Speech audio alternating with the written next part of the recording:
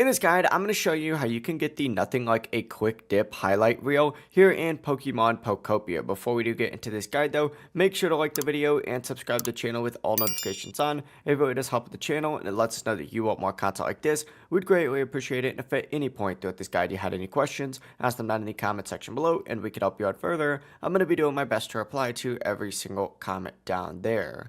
Now this really is super simple. Essentially you need to make your way over to any shower head build. So essentially like make your way over to a body of water with a shower head build next to it. Or you could also do like a hot spring habitat, for example. And you need to go ahead and just take a photo of a Pokemon using the shower.